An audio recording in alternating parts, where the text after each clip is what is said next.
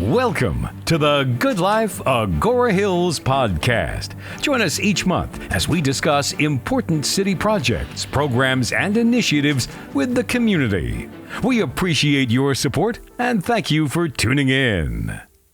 Hi, I'm Dave Pederson of Las Virgenes Municipal Water District. I'm joining you here from beautiful Agoura Hills, and I thought I'd kick us off by showing you a few water-saving tips. So as we get started, here's what not to do.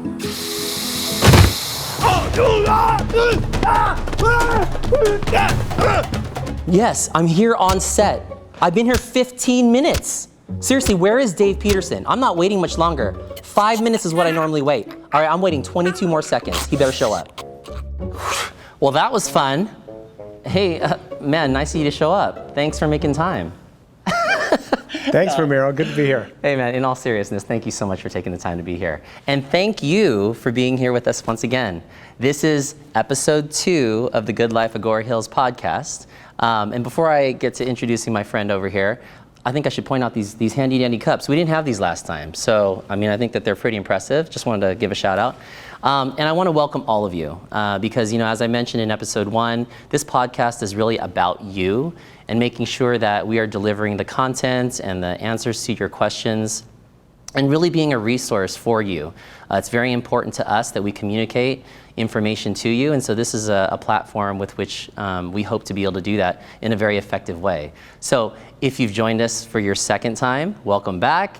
If this is your first time with us, welcome. Go ahead and like and subscribe. We'd love to see you back in future episodes. Tell all your friends and family as well. Having said that, today's episode, I woke up this morning and I was very excited. And it's because of this man sitting right next to me. He's a dear friend of mine, somebody that I admire, somebody that I respect, not only as a professional, but just as a person, just a good guy all around. And I know that the community is definitely better off because of the work that he and his amazing team have done. And so, yeah, we're very happy to have him here. So without further ado, ladies and gentlemen, please, at home, you can stand up. Put your hands together for the General Manager of the Las Virgenes Municipal Water District, my friend, Mr. Dave Pedersen. What's going on, buddy? How you doing? A very kind introduction. All right, So anyhow, again, thank you so much for taking the time. What we're going to do today is we've got a series of questions and some about some of the things I know that the community is dying to know. But what I'd like to start off with is introducing you first. I think it's important for people to understand who Dave Pedersen is. I know you're the general manager over at the district, but maybe give the community a perspective on what your role is as a general manager, and how does that kind of fit into what comes out of the district on a daily basis. So if you could do that, that'd be great. Yeah, sure. And maybe I can give a little background about me. I'm a Southern California native. I grew up here in the San Gabriel Valley, and I've loved water since I was a little kid. I've always been interested in water. In school, water, kind of usually is taught in science, and so science was one of my favorite classes. There you go. And so I was a natural for water. But I found my way into the water business through civil engineering. I'm a civil engineer by background. And my job right now is, I think, one of the best jobs. It's a tough job right now because of drought, but it involves managing our water for our communities. And so the Las Virgenes Municipal Water District, we're responsible for ensuring that we have adequate water supply. And we also do wastewater and composting. Yeah, well, I think that's great. And, that's a good, many people might not know that the district, I think when they hear about MWD, they think automatically with water. But you kind of mentioned there that you also have, the district actually also takes care of a sewage component as well. I'm not sure if many people know, but we have lines that run throughout our city that take sewage, and then when that goes down into these trunk lines, these bigger lines in our major streets that then go over to the Tapia treatment plant. I believe that's run by MWD. Maybe you can give the community a perspective on kind of how those two kind of come together. Yeah, sure. It's interesting. And, there's a whole network of pipes in the street, and you can't see any of it, but there's a lot happening. So you're right. There are water pipes, there's wastewater pipes, there's recycled water pipes in the street. Our job is to do the wastewater collection. We do that through a joint powers authority, and we have a partner called the Triumphal Water and Sanitation District. And they're in Ventura County, our neighbors to the west. And what we do is, together with them, we collect the wastewater through the sewer collection system. It's almost all conveyed by gravity to our Tapia Water Reclamation Facility, and that's down in Malibu Canyon. And at that spot, we treat the water and make recycled water, and then pump that out through the community through a network of purple pipe. Okay. Yeah, and I think that's thank you for clarifying that. I mean, it's a huge operation, ladies and gentlemen. It's, I think people might take for granted how water actually gets to them and some of the processes that get taken care of in the background. So I think that extra light really was helpful. All right, so today's podcast is, we're gonna go ahead and sort of address the elephant in the room, right? The drought. And there's a lot of content out there. I know there's a lot of messaging, very important messaging that we're gonna touch on. One thing that we want to kind of really drill down is the fact that the drought, I mean, this isn't a new issue, right? I mean, we've been talking for years about this. We've heard, I can remember, my gosh, years and years ago, hearing about the severity of the drought and what people need to do to kind of take care of their own responsibilities to help this situation. And then we come to today, and it seems like a very dire situation, obviously. But I think part of the thing to make sure we realize is that the efforts that we start today aren't going to sustain this lasting impact unless the future generations also understand what impact they're going to play. So what we thought would be helpful with this podcast is to have the local youth actually be able to ask you themselves, not through me, but to ask you directly, just some burning questions that they have. And we've looked at the sample of local youth that submitted questions, and we've picked the ones that we think are most representative of the concerns and the questions that we hear at the community level. And so we'd love to give them an opportunity to talk to you. Sounds great. All right. So right now, I'm looking here, and it looks like our first question is coming from Ariana. So Ariana, why don't you go ahead and ask your question? Mr. Pedersen, I've heard that getting water to Southern California is not a simple process. Can you please explain how majority of Southern Californians get their water? Thank you so much, Ariana. That's a great question. And Dave, I'm glad that she asked that, because I think people take for granted how water gets to them, right? I mean, here in Southern California, I think people turn on their faucets and water's there. They turn on their irrigation, water's there. They water their water's there.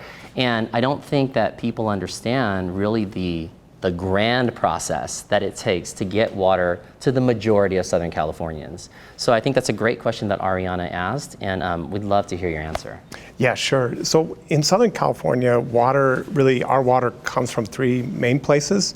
We get our water from one of two major water projects that import water. That's the State Water Project, and that project brings water from the Northern Sierra all the way down through a 400-mile aqueduct system called the California Aqueduct, and brings it to our region here. That's actually where most of our water here in our district comes from.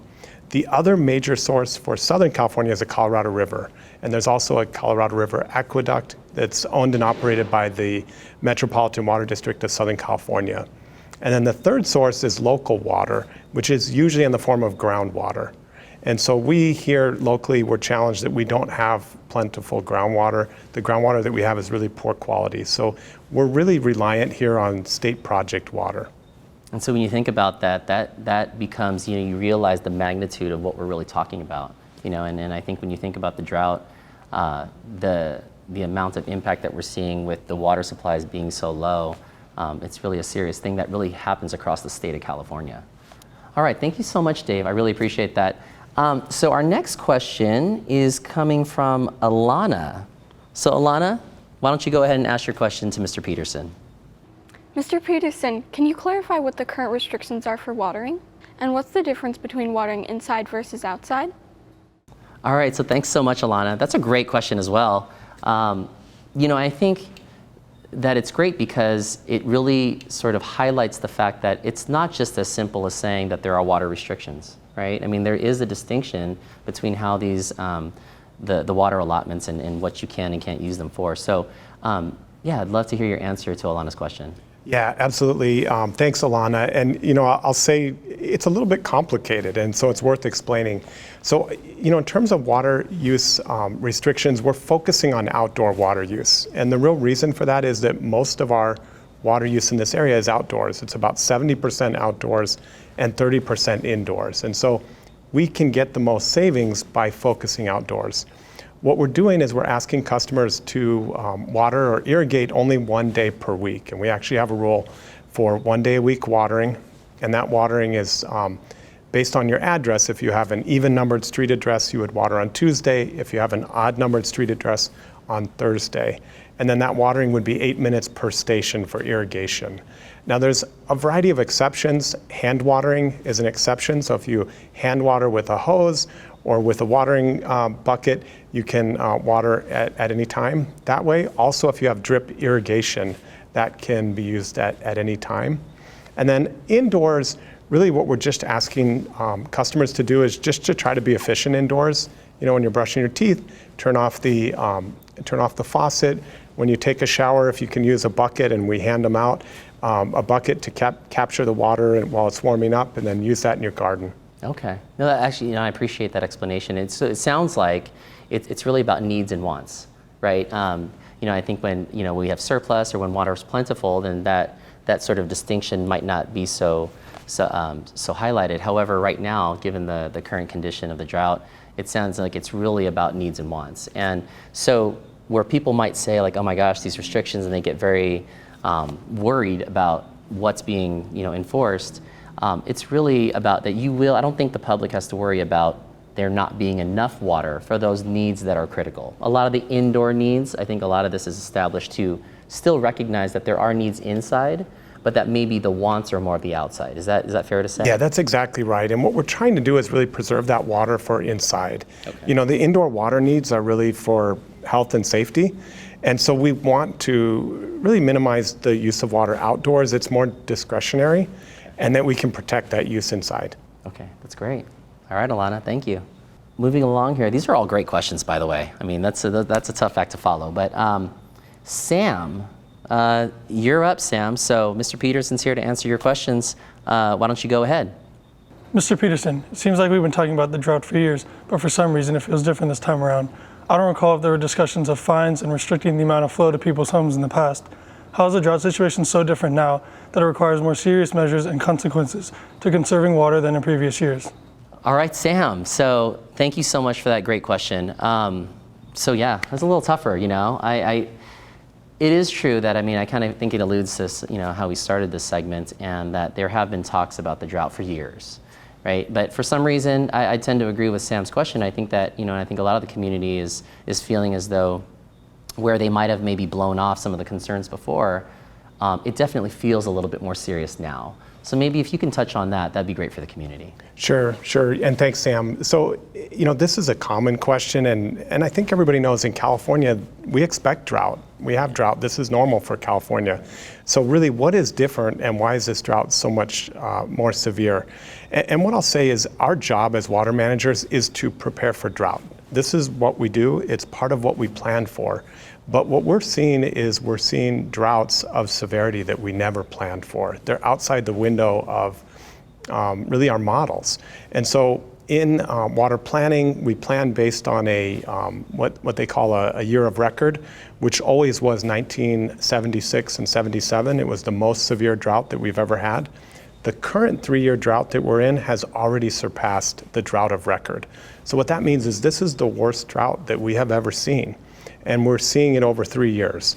And so what we've seen is the lowest 3 years of precipitation in California in our State Water Project watershed ever in the history since the State Water Project began operating. So it really is a drought that is unlike any other drought. And what we're seeing is the effects of climate change affecting our snowpack and the runoff that normally replenishes our reservoirs. And that's really putting pressure on the whole system. And that is a scary point. It's a very real point, but scary. And I'm a visual person, Dave, and I think one thing that stood out to me in kind of the things that I've seen. I think, and correct me if I'm wrong, I think it was an image of, is it Lake Oroville? Up top, it's one of the major reservoirs, right? Yes. And is that the image where one shows Oroville in a lot of water, and then the other one shows kind of the current state of it, which is way down. And I mean, that visual, and we can show it on the screen, that is, that's just telling right there. If you ever wondered about just the magnitude of what the situation is and how dire it is, that image alone kind of speaks a lot.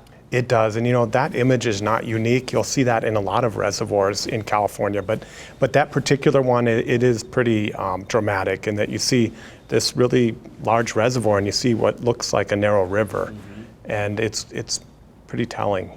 Yeah, thanks so much for asking that question, Sam. All right, so Dave, moving along, our next question from our local youth comes from Jordan. So Jordan, why don't you go ahead and ask your question? Mr. Pedersen, what is the difference between potable and reclaimed water? Can we make the reclaimed water more accessible for us so we could use it on our lawns and our landscaping during the drought? All right, well, thank you so much, Jordan. I really do appreciate that question. And to be honest with you, Dave, I actually hear that question a lot. There are folks in the community who know that there are reclaimed water lines, right? That there are reclaimed water mains running through a lot of our major streets in the city. And a lot of residential neighborhoods wonder, well, shouldn't it just be as easy as doing a capital project and then just building some lines into every single residential street all across the city? I don't think it's as easy as that, but I'm gonna go ahead and turn it over to you, and maybe you can touch on this subject. Sure, and this question during drought has come up on a daily basis. So a little bit about the recycled water or reclaimed water system. We used to call it reclaimed, now we call it recycled, but they're the same. So the recycled water system is the purple pipe network throughout the community. And actually, we're really fortunate in our cities is that we have purple pipe in most of our streets. So chances are there is recycled water or a purple pipe near your home. Now, right now, that water originated as wastewater. So that was the water that came from your home and went down the drain, came to our Tapia Water Reclamation Facility. We clean and process and treat that water and then pump it back out into the system. And what it's used for is irrigation, almost exclusively. And so we use it for our parks, our golf courses, our cemeteries, our green belts, a lot of the center medians, and the HOA common areas. What we don't use it for is drinking water. So the drinking water is a whole separate network, pipe network, and we have to keep those separate. That water, the drinking water, is the water that comes from Northern California, comes from the Sacramento, San Joaquin Bay Delta. So the two pipe networks need to be kept separate. The other thing is, as far as using recycled water for a residential home, it's not very common. And the reason for that is a public health risk in that if you do interconnect the two systems, that you could allow that recycled water to flow back into the potable water system and potentially contaminate it. So that's really the reason that you don't see purple pipe going to residential homes. You see it more for the parks and the green belts. Okay, that's great. Thank you so much, Dave. All right, there you go, Jordan. All right, so Dave, next question. Baxter. All right, we have Mr. Pedersen here to answer your questions. Why don't you go ahead? Mr. Pedersen, the water restrictions are causing stress on the landscaping and lawns of our city. Are there any programs that can help us through the drought? All right, thank you so much, Baxter. What a great question. And Dave, I think this does speak to, that's a very fair question, obviously. I think that folks are not wanting to be non-compliant, right? They want to comply. And so, but a lot of it has to do with just the dollar. And so I think it's, you hear this question, especially starting to come up more with folks that are looking at maybe their thirsty lawns and trying to figure out alternatives, and they understand that these restrictions are probably not going away anytime soon. And they're interested in doing something, but the dollar isn't making sense. Are there any programs or anything, to Baxter's question, are there any programs, any incentives, or anything that could help the community out in that regard? There are. There's actually a couple different programs that are great. I think the one that comes to mind the most is what we call our turf replacement or landscape transformation. And this is actually a program that's offered through Metropolitan Water District on a website called SoCal Water Smart. And what you can do is apply to get an incentive of $2 a square foot for replacing turf. And the idea is you replace turf, which is basically the most water intensive landscaping that you can have at your home, replace that with more California native drought tolerant landscaping. And for residential property, you can do up to 5,000 square feet and receive that $2 a square foot incentive. Now, because of the drought and the severity of the conditions right now, we're actually not recommending that people go ahead and do landscape changes. And the main reason is when you put in new plantings, they actually need water to be established. But it's actually a really good time to start thinking about it and planning it. And so if you do have, say, a lawn and you're willing to let it turn brown or maybe even think about changing it out, this might be the time to let it die and then start to plan this landscape transformation, maybe even submit your application with Metropolitan and you can get that process started. And so that hopefully come this winter, if we have better water supply conditions, that you can make that change and then have sort of a more California native landscape. It'll be really beautiful, use less water, and really help you in the long run reduce your bills. That's really helpful information, Dave. Just to kind of follow up on that, if the community has maybe some questions, right, as they plan, I'm assuming that you guys have always been so open to kind of welcoming the community in if they have questions and they need some guidance about who to go to or what websites to go to. They can always reach out to the district and have your wonderful staff help them kind of find a way. Absolutely. We've got folks that will help you, and we also have at our office we have a sustainability garden where you can go and you can actually see some of these plantings and help to pick them out. Love it. All right, there you go. All right, so moving on to the next question. That comes to us from Will. How you doing, Will? Go ahead and ask your question. Mr. Pedersen, are there similar water use restrictions on non-residential properties such as businesses and agriculture? If not, what types of restrictions are placed on those properties and why would they be treated differently than residential if that's the case? All right, Will, thank you so much for asking that great question. Another one, Dave. Look at these local youth coming up with these amazing questions, right? So to Will's question, yeah, I mean, he obviously wants to know about whether or not there's any differences between, for non-residential properties. So if you could touch on that, that'd be greatly appreciated. Sure, and I'll just start by saying, during this drought and all droughts, everybody really has to do their part. So there's all sectors of the water community that are affected and doing their part. In terms of commercial, what we're looking at with commercial is really what we call non-functional turf. And this is actually coming directly from the governor and the governor's executive order. And what that means is that the governor has decided that for commercial properties, any turf that is not used for a recreational purpose, which is basically turf where the only time you walk on it is to mow it, that the governor is prohibiting irrigating that with potable water. So that's kind of the key thing on the commercial side. The tricky thing with business and water use is that a commercial business, the water use fluctuates depending on business productivity. And so part of what we're trying to do is not damage our economy. And so we also have to be careful that we don't implement measures that will affect a business's productivity. On the agriculture side, so we don't have farming in our district here, Las Virgenes, but it's a really good question because if you look at California as a whole, there's a lot of agriculture. And in fact, most of our water is used for agriculture. People will point this out. What I will say about that is if you drive through the Central Valley and if you drive up the 5 freeway up towards, say Yosemite or the like, you'll see just thousands of acres of fallowed farmland. So, I think last time I checked, it was up to about 400,000 acres of farmland in California that's fallowed. And so the agricultural community is feeling the pain, so to speak, very much like we are in the urban world. So everybody is doing their part, residential, commercial, business, and agriculture. Yeah, everyone's feeling it. Yeah, thank you, Dave.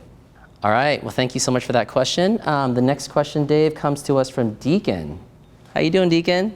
Why don't you go ahead and ask your question? Mr. Pedersen, is the city being held to the same water restrictions as everyone else? If so, is the city limiting watering in public places and parks? All right, Deacon, calling out the city. I like it. I like it. You got to keep us on our toes. For that part of it, Dave, why don't you go ahead and talk, to the question, obviously, about whether the city is subject to the same restrictions, and then I'll go ahead and address the second part of that question. Right, good question, Deacon. And the short answer is yes, the city is, and actually we serve 4 incorporated cities. All 4 of those cities are subject to the rules. Interestingly, even the water district, we apply the rules to ourselves as well. So it's really about setting a good example. What I find is our cities are actually all leaders in conserving water and have really done a great job. And I know, Ramiro, you've got quite a few things that you've done at the city here. We do, and it's early on, obviously. The city takes this very seriously. I mean, the district is a big partner of ours, and we know that water is a vital resource for the community. And so, like everyone else, I mean, when the mandates were coming down and these restrictions were being put in place, we met internally as a group and decided what can we do to make sure that we're setting the right example. I mean, we at the city, are very much on board with doing our part. Like Dave mentioned earlier, this is everyone's issue, that we all need to do our parts. And so the city is not exempted from having to do that. So some of the things that I would like to point out, I'm happy to say that we've been able to reduce the amount of irrigation in our public spaces. So that's, that would be our public parks, that's our public right-of-ways, our medians and things like that. That's our public facilities, City Hall, the Agoura Hills Rec and Event Center, which we're sitting in right now. And we've done that by about 25% right off the bat. So really happy to report that. We've also started to put together what we're calling internally as a drought action plan. It's got a series of bullet point items of things that we can actually implement and be accountable for. So internally, we're really looking at that as a checklist to make sure that we continue to do our part. The other thing too is we just entered into a new contract with a landscaper, a new landscape company, and so we're working really hand in hand with them to see how we can continue to fine tune our irrigation and really make sure that we're being mindful at all times about how to do that efficiently and effectively so that we can continue to provide water to where it needs to go, but to do it cognizant of the drought. And then last, I mean, we've been working together. I mean, we're partners on this. Really appreciate you and your team and everything that you do, all the support, not just for Agoura Hills, your favorite city, but for all of your constituents. And really, I mean, we're working together, you might have heard, on putting together a reclaimed water distribution sort of pilot program per se, where at one of our local parks, I think the idea is that we're going to be able to work together to meter out a certain amount of water, that reclaimed water that can go out and sort of be picked up by residents in the community, and they can take that back to their homes and maybe use that to water some of their plants and whatnot. So these are all things that are initially done. I'm sure there's going to be other dominoes that fall as we start to implement a lot of these things. But Deacon, great question. I hope that answers it, and you can rest assured, you and the rest of the community, that we as a city are trying to do our part. All right, so Dave, it looks like we've got one more question. All right, so this question comes from Cece. How you doing, Cece? All right, so we've got Mr. Pedersen here ready to answer your question. Why don't you go ahead? Mr. Pedersen, what can the youth do to continue water conservation efforts that are started today so that we can make sure that this important resource is available for many generations to come? Cece, I mean, what a great question to kind of close this up. I mean, I think, and hopefully you'd agree, that it's been great getting these questions from these local youth, right? I mean, they've had a lot of really thoughtful questions, and we really care about that, and we're glad that you have brought these questions. And I think you can see why we chose this select group of questions, because I think it is representative of the majority of the questions that we get. So Cece, she wants to kind of know, really it takes us full circle. This is not only an issue that we today are trying to implement things on, but really in order for us to really make an impact, a lasting impact, it's going to take the future generations, the future leaders, to continue the efforts that start today. And that's the only way that we're truly going to address this issue. So if you could maybe talk to the youth about, youth and really everybody, the community, about but what can the youth do to do their part to ensure that what started today is continued to the end? Right, I couldn't have thought of a better final question. And actually all the questions have been amazing. I'm so impressed with our young people and how smart and perceptive they are. So in terms of the future, it's really about setting a good example. And I know I have kids myself, and I find that they pick up on things much faster than we do. And I'll find my kids telling me and reminding me about turning off the water when I'm brushing my teeth and really doing the things that we say each day that we should be, but we forget about. And then I think also really keeping things in perspective about what's important. Our natural resources, they're all limited, whether it be water or air or any of the precious resources that make our life great. And so I think definitely water and being good stewards of water, being educated about water, where it comes from, what some of the challenges that we have, like drought and climate change, and just being aware of how all of the things that we do on a daily basis sort of affect our water and the availability of water in the future. But I think overall it's really setting a good example for all of us to be responsible with our water usage and to be efficient as best we can. All right. So, we do have other parts to this episode, but I want to first pause really quick to just say thank you to the local youth. I mean, that's amazing. Great questions, very insightful. I'm going to actually take this pod and make my kids watch it. All right. Yeah, so more for you than for me. But thank you so much to the local youth. You've done a great job. Keep up the good work. You are the future. And a lot of this, what gets started today is going to carry on to when it's your time to lead. So we thank you so much for your thoughtful questions.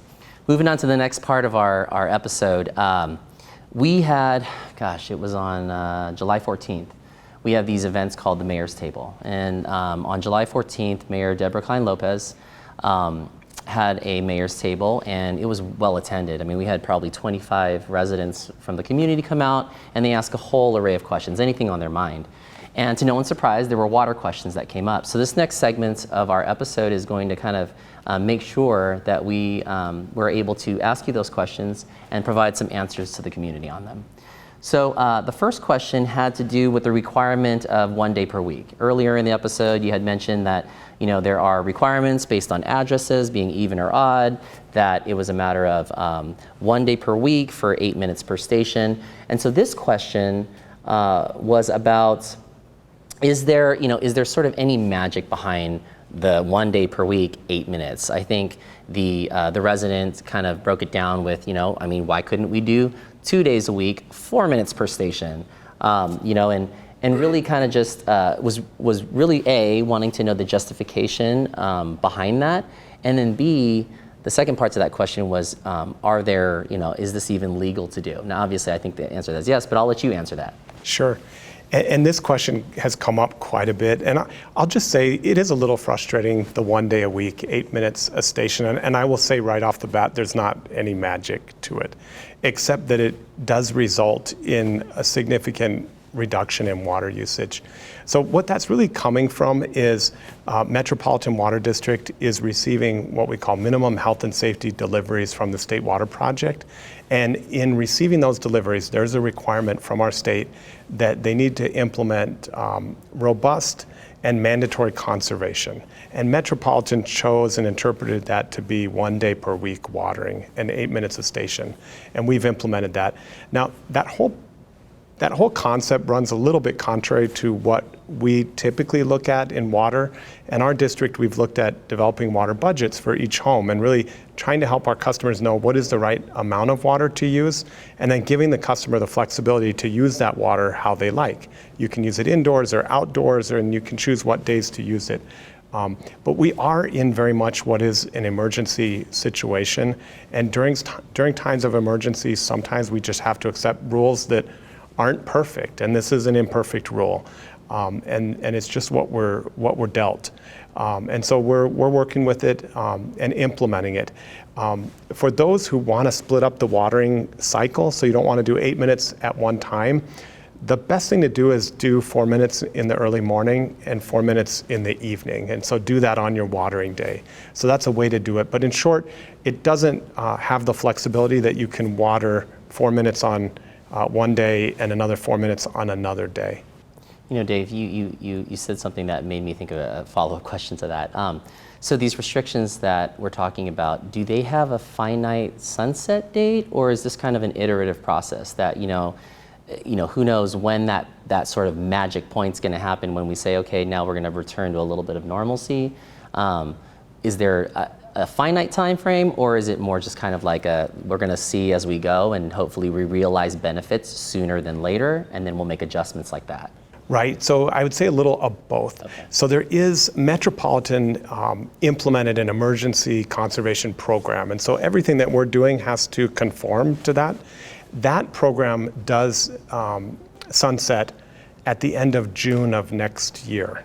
Now that seems like a long time away, and actually come December and into January and February, that is the time of year when we should be getting rain and snow.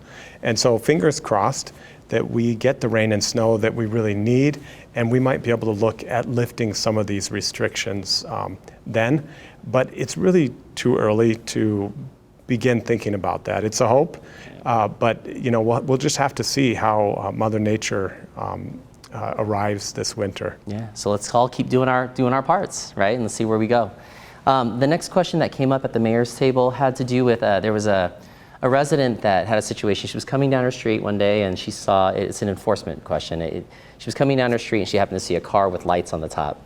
And it was kind of driving slowly through her street, and she brought up that, of course she was inquisitive about what was this about. And when the car turned around, she saw the MWD logo and realized that it was, maybe somebody kind of inspecting. She was asking the question as to whether or not is this what that is? Is Las Virgenes really having this this program where we're looking for violators, right? We're actively going and saying, hey, you have 3 drops more than you should. And I know that that's an exaggeration, but that was sort of the feeling of the question. And so wanted to give you an opportunity to address that for the community in case they happen to see those cars driving around. Yeah, absolutely. So I will say we do have enforcement, and we're actually required to have enforcement, but my style and our style at the Water District is not all about enforcement. It's really more about education and trying to help customers to do what we're asking and to help, do their part, conserve water. And what I've seen is actually almost all of our customers are very much in that mode. But we do have patrols where there are actually there are folks that are looking for overwatering. Primarily what they're looking for is things like broken sprinklers, where you have like this geyser of water coming up in this like little urban river running down like 3 blocks.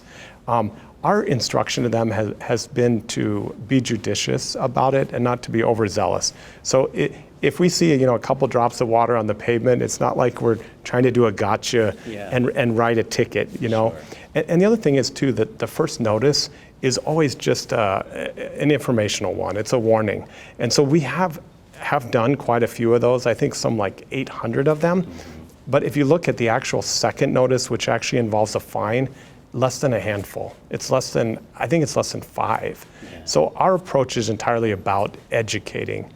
The other thing though that I'll say about enforcement is during times of drought, it comes up a lot that the majority of our community really does their part, but it is frustrating to them when they see those few people that aren't. Yeah. And they want to see that the rules apply uniformly. So there actually is an interest in the community also that we ensure that everybody does do their share. And so there's part of that, and we do that, and we do our best to make sure that it is uniform and that it's fair. Yeah, and just so you know that when that question was asked, we did also make sure that the resident in this case, but we want to make sure the community understands too that really, and I don't want to speak for you, but everything in the partnership that we talk about, the district is very much about cooperative compliance, right? I mean, like you mentioned, this is not supposed to be gotcha moments, but more of, look, trying to work together towards compliance, right? We all know that these restrictions are here. We all know that by law you're required to enforce, but it is important that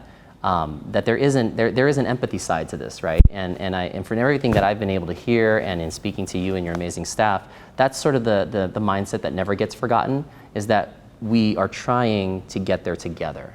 And I think that that's a good point to make to the community. Would you say that that's the case? Yeah, that's so much the case. And I try to approach everything that we do with a sense of humility and with some compassion. It's difficult. And even on our properties at the Water District, we have broken sprinklers. We have irrigation systems that break. We sometimes have runoff. And so I get it. We all get it. And in fact, we interact with a lot of customers. There's a process where you can let us know, hey, we wrote you this warning, but actually it was a drain that comes from a neighboring property, and that kind of thing happens, and we'll get it fixed for you. So we care a lot about customer service. I am not a fan of any heavy-handed enforcement, so that's not something that we're eager to do. Our customers are really our partners, as is the city, and so we want to provide good customer service and do a good job. All right, Dave, so what I'd like to do now is talk a little bit about the Pure Water Project.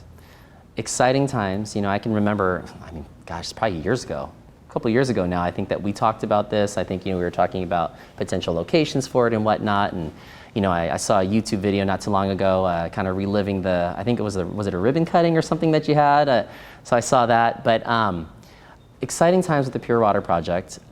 If you could go into, maybe it's a very complicated project. It's got a lot of science behind it, obviously. But what would be the community version of understanding as to why it's needed and what benefits are going to come from the Pure Water Project? Sure, and I explained earlier that we're challenged. We don't have local water supply here. We don't have groundwater. In fact, that's one of the weaknesses of our region. We're relying on imported water from the State Water Project. And so a lot of the pressure we're feeling right now is because of the shortage. So the Pure Water Project allows us to source water locally. And I talked before about the pipe networks, and you have the purple pipe network and the potable water pipe network, and the two cannot be interconnected. Well, the Pure Water Project is the one way where you can actually make the connection. And so what we do is we take water that was once wastewater, it came from your home, went through the drain system to Tapia. It would normally be recycled water, and we treat it to that standard. We then treat it further through what's called an advanced water purification process. And we make this water, it would be the cleanest water in our entire water system.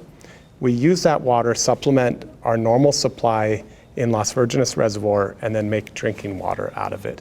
So it's called potable reuse. That's the process where you take what was once wastewater, you purify it to make drinking water. The great thing is, what it does is during times of drought, it will provide up to about 15% of our water supply. And it's a water supply that we can count on during times like right now. If we had that water supply right now, we would be in a lot better position, and it's going to help us in the future. Okay.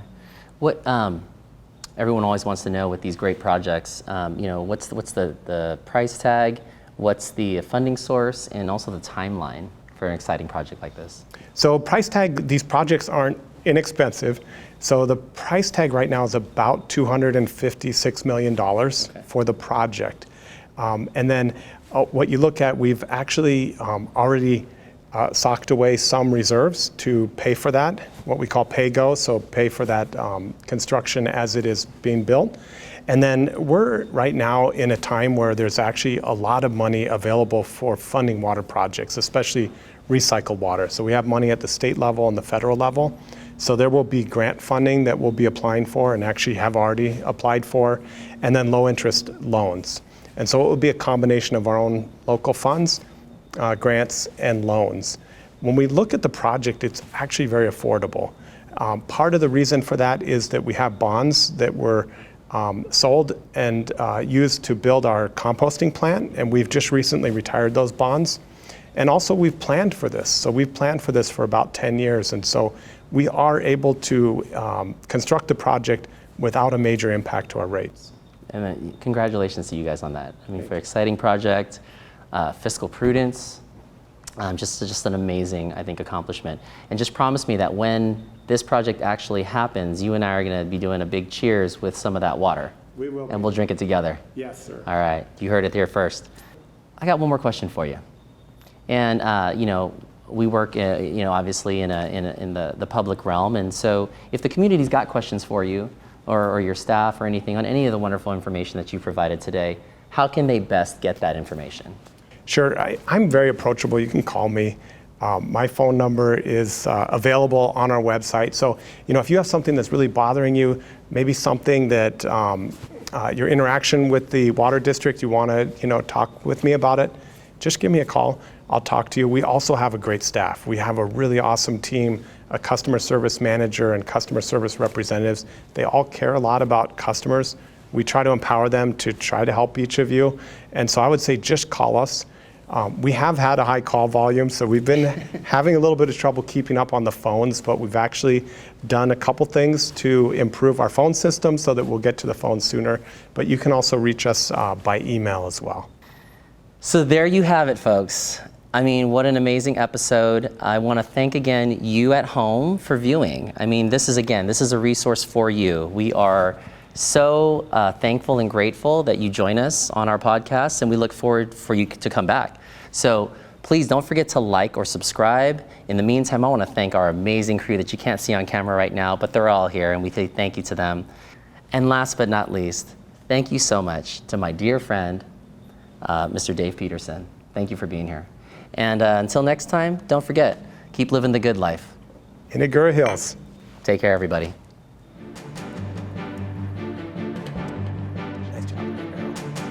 Join us next month for episode 3 of the Good Life Agoura Hills, where we'll discuss upcoming community events and programs with Amy Brink, City of Agoura Hills Director of Community Service.